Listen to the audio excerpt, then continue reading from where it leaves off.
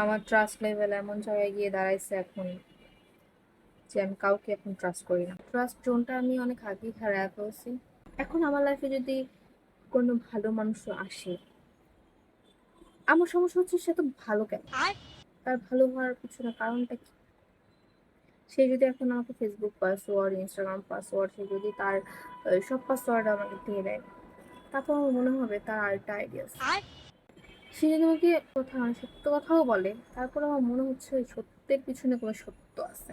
সে যদি কখনো আমাকে প্রুভ করতে যায় সে আমাকে এতটা ভালোবাসে, যে ভালোবাসা আমার জীবনে কেউ বাঁচতে পারবে না, তারপর আমার মনে হবে আমি এর থেকে বেটার ডিজার্ভ করি।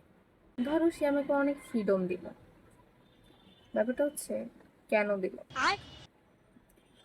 আমাকে ফ্রিডম দিয়ে মানে আমাকে বিজি রাখবে, বিজি রেখে দেন সে অন্য মেয়ের সাথে বিজি থাকবে।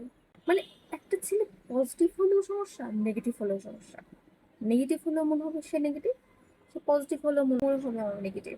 সে যদি আমাকে এটাও বলে দেয় যে হ্যাঁ তার এতগুলো এক্স ছিল অ্যান্ড তাকে অনেক কষ্ট দিয়ে গেছে, কিন্তু কেন জানি আমি তার মানে ওই এক্সদেরকে বিশ্বাস করবো, কিন্তু তাকে আমি বিশ্বাস করতে পারবো না। এই মানুষটার সমস্যা আছে দেখে তার এক্স হয়েছে। এখন যদি সে আমাকে যদি সব কাজে হেল্প করে বা একদম আমার মনের মতো কোনো মানুষ হয়, তারপর মনে হবে সে মনে হয় মন রাখে তো অনেক এক্সপার্ট।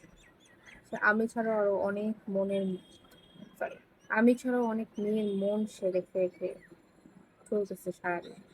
দিন আগে আমার মধ্যে যেটা হইতো, যেটা আমি সন্দেহ করতাম, সেটাই ভাই মিলা যেত।